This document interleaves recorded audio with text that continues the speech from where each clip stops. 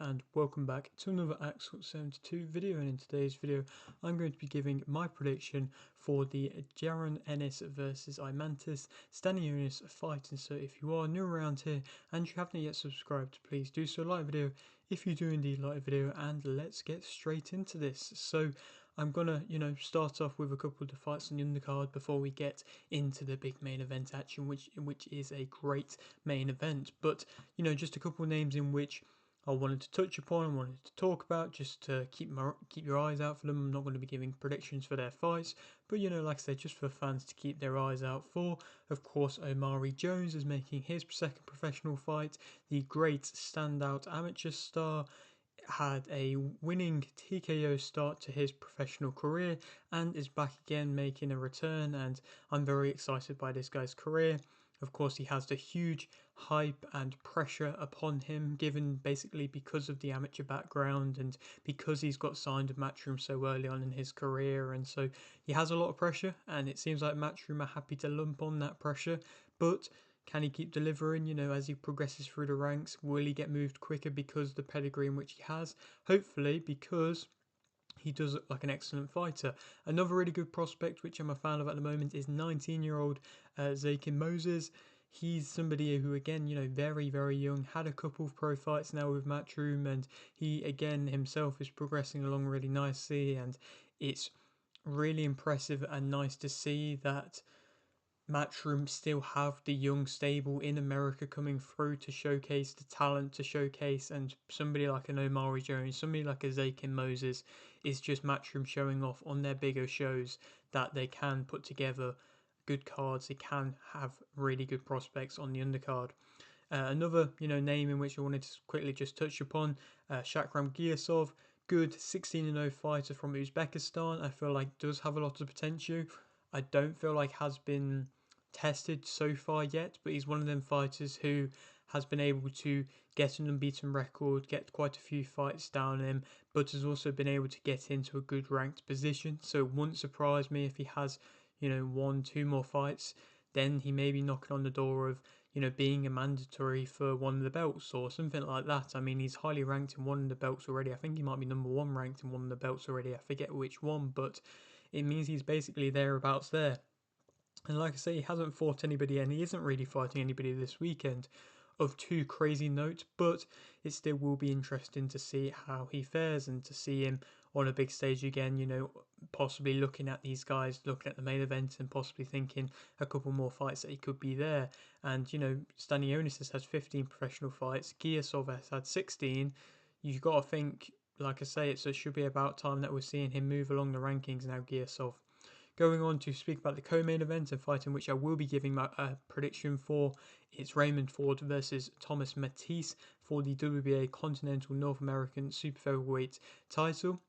It's a good matchup, a good fight, nothing too crazy, but Thomas Mattice is coming off a fight versus Rocky Hernandez where it was a bit of a controversial one.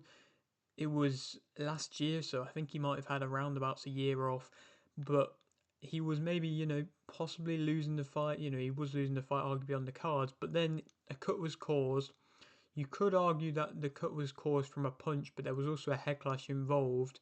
But it was more so looking like the punch was what caused the cut, and then inevitably that particular cut, even though there was quite a few on Hernandez's face, led to the fight being stopped. Normally you would assume that would mean that Thomas Mattice would have won because he caused the damage to get the cut, but obviously it went to the scorecards and then it didn't end up getting given his way, and you got to feel a little bit hard done to. And Mattice has fought some top guys and he's not always had the biggest and best amount of success, but he's also been able to stay in there with some really hard hitting powerful punches. And somebody like a Raymond, a lot of people were questioning if coming up into super featherweight he'd be able to carry his power and really be able to have that much power, because he's not really a massive guy.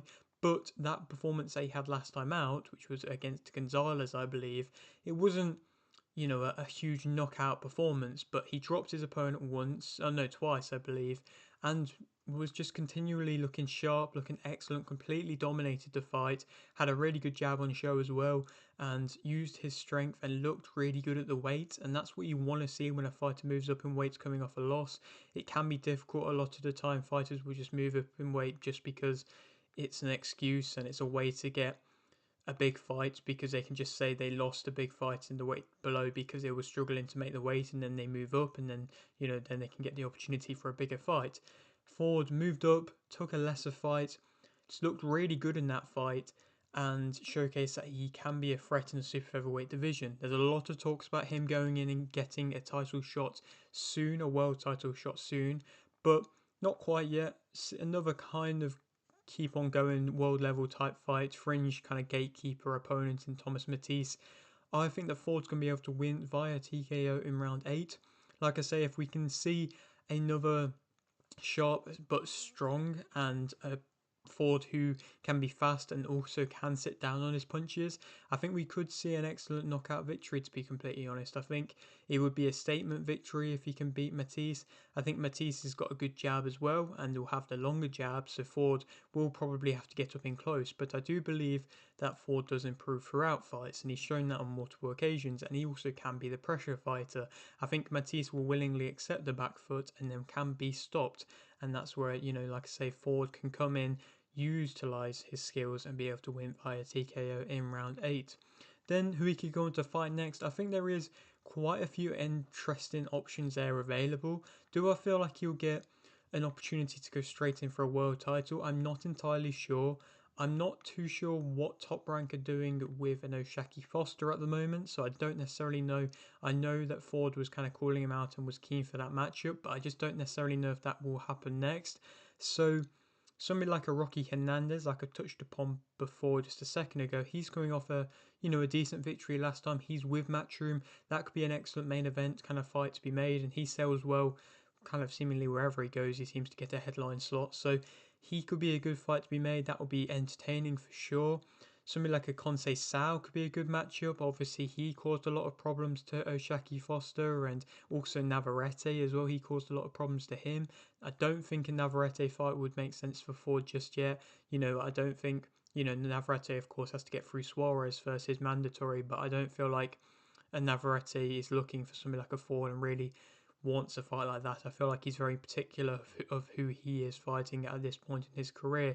So, possibly something like a Conseil Sao, or, there has been talks of a Queensbury versus Matchroom 2, kind of 5v5, and of course Raymond Ford fought Nick Ball in the first one, but possibly, now that we've seen Lee Wood has signed with Queensbury and he's fighting Kakache, that could be an excellent route to go in for a world title. The winner of that could fight Raymond Ford in a 5v5 if they do it in the summertime for Queensbury versus Matchroom. It's not being confirmed that they're going to do a 5v5. It seemingly kind of seemed like the talks of this has gone a little bit quiet, but if it is still going on behind the scenes and it is still being talked about happening, that could be a great fight to be made there, and it wouldn't surprise me if possibly something like that could happen.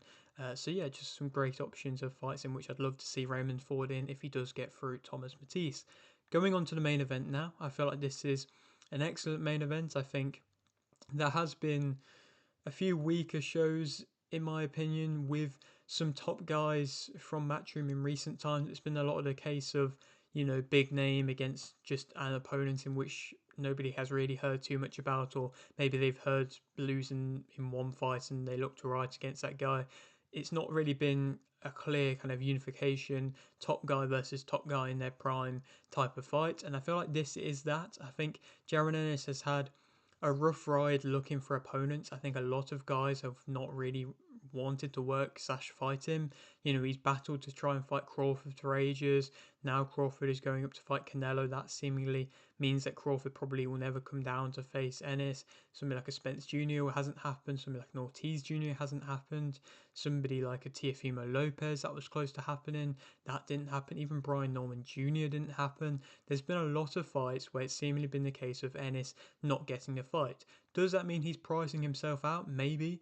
But a fight like a Stanionis fight, that was made, and that was made quite well. I think Stanionis is proven that he's willing to fight anybody, because the amount of times in which I think it was 2-3 times that he got rescheduled for him to fight Ortiz Jr., that fight was there ready waiting, and then Ortiz Jr. kept getting ill and it kept getting set back, but we just never ended up seeing it. So I think Stanionis, yes, hasn't fought the best of guys yet, but has just been there ready waiting for his opportunity, and has been saying yes to any opportunity that has been coming his way.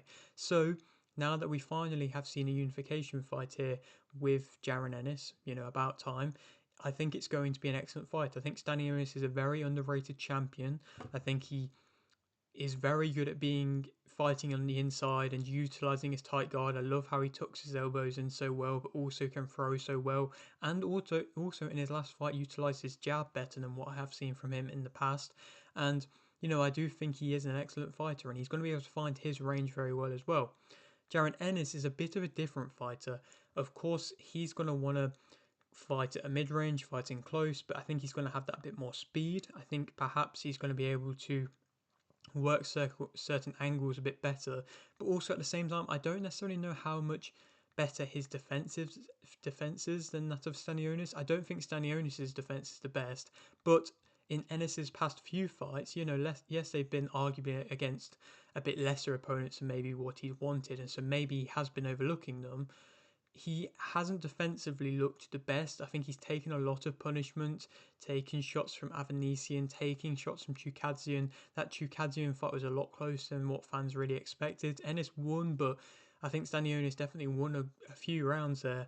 And I mean, not Stanionis, Chukadzian definitely won a few rounds there. And so it's not been the best from Ennis recently. He's been showing that he will drop his guard a bit, drop his hands when he's throwing, try and do fancy shots, and he's still working angles really well and looking really impressive the way that he puts together his combinations and his punches.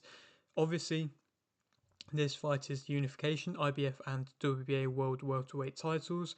I think that Stanionis is going to be able to win via TKO in rounds 11.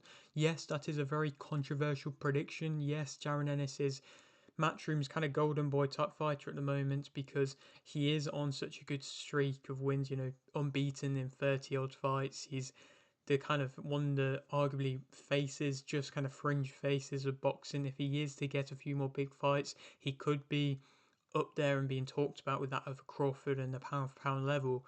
But I think he's just getting caught defensively way too much, and I think Stanionis loves being able to fight in close. Like I say, can find his range really well, and also always comes in with really good clubbing hands.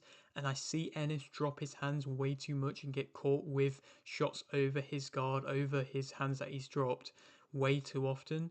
And I think Stanionis is going to be able to capitalize upon that and continually, catch him every so often off guard with a shot. Maybe Ennis can be winning the fight, but Stanionis will be always responding with combinations. He's a very tough, durable Lithuanian fighter who, will be fighting for his nation as well, of course. And I do think, like I say, Stanionis will be able to rock him and hurt him into round 11 and be able to stop him, because Ennis was getting hurt a little bit at times versus Chukadzian. Yes, he was able to recover almost instantly, but it's just, I don't think it's going to be the same when you're getting hit continuously by Stanionis, who also knows how to capitalize upon when he has an opponent hurt better than something than that of a Chukadzian, and will be wanting to fight in close. So yes, I think Stanionis is going to be able to win via TKO in round 11. Then who he goes on to fight next, I mean, it wouldn't surprise me. Like I say, it is one of Matchroom's kind of golden boy top fighters at the moment, so it wouldn't surprise me if it would be an Ennis rematch again. If not, there's not really too many great options, to be completely honest. There is other champions in the division. Do I feel like they'll be wanting to take Stanionis straight away? Probably not. So somebody like a Crocker versus Donovan too, this could be a best route for one of them to be able to, the winner of that to be able to go on to fight for the belt, to be completely honest, because I think Stanionis will be just willing to take mandatories at that point, because like I say, I don't feel like the other champions are quite ready or quite wanting to go for unifications just yet. So possibly the winner of that could happen. Or Sasaki, good Japanese fighter, has had a loss in the super lightweight division, but it was against top level opposition. That's somebody who's ranked really well as well. That could just be another fight. Like I say, nothing too crazy, but an easy opponent to be made against. So yeah, we'll have to wait and see. Of course, he has to get through the very, very tough test of Jaron Ennis first. But yeah, that is it for today's video. Hope you did enjoy. Like video if you did indeed like video, subscribe if you're new, and thanks for watching.